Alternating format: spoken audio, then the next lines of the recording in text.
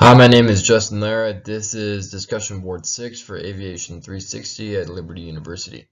I will be discussing some important things to consider when deciding to use a corporate aircraft, when and why alternative transportation methods may be beneficial, and then a scenario. When deciding whether to use corporate aviation or some other form of transportation for a specific trip, it all comes down to time, distance, and cost. Corporate aviation is expensive and alternative methods may at times prove to be more cost-effective. These three aspects often directly affect one another. One person's time may be more valuable than another to the company, justifying the use of a corporate aircraft for one and not another for a trip of equal distance. Using one method of transportation may be quicker than another depending on the distance. These factors should be reviewed on a case-by-case basis. For example, using a multi-million-dollar aircraft to transport one mechanic to a training event just does not make any sense. On the other hand, getting the same mechanic and parts to a location and fixed equipment required for the site to be operational may mean the jet is more effective, as the entire site would be down until he gets there and makes the repairs. One alternative to corporate aviation is driving. Driving may be more effective for shorter distances or for heavy cargo. It is also worth noting that flying is far safer than driving.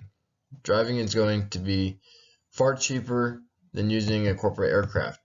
At a shorter distance, the time saved by flying does not justify using corporate aviation instead. This can change depending on the traffic levels and distance of the nearest usable airport to the final destination. For heavy cargo, it might be too heavy for the aircraft or require the aircraft to take off with less fuel, possibly resulting in multiple stops to refill en route. Depending on the aircraft and cargo, driving might be a better option as well. Airline travel is another alternative to corporate aviation. Airlines would likely be used for longer distances when corporate aviation is less cost effective. Although corporate aviation is used to fix issues associated with the airlines, it still may be more effective in some situations. If the plane isn't filling up and it isn't urgent, the airlines would be far cheaper than the corporate plane. Who is traveling is equally important. Transporting the COO whose time is extremely valuable to the organization would probably justify using the corporate plane, while we could afford to be less efficient with the time of a person lower in the organization. Additionally, distance plays a factor as well. If we are in California and only have a small single-engine Sky Chicken that works well for short distances, we aren't going to use that plane to meet clients in New York. It would require too many stops and take far more fuel than an airline. If the pilots believe that road travel or the airlines would be a better method of transportation for a particular trip, should they suggest the alternative or simply push ahead with the trip in the corporate aircraft? This question seems to have a clear answer. Yes, the pilot should say something if they think it would be better for the company.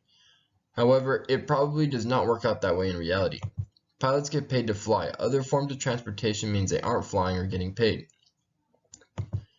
Getting paid salary might fix this problem, but even then, many pilots are trying to get hours in the cockpit so that they can move forward in their career to higher paying jobs like the airlines.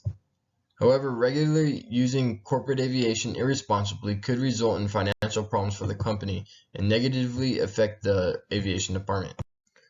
That's going to be the end of my discussion board 6 presentation. Thank you for watching.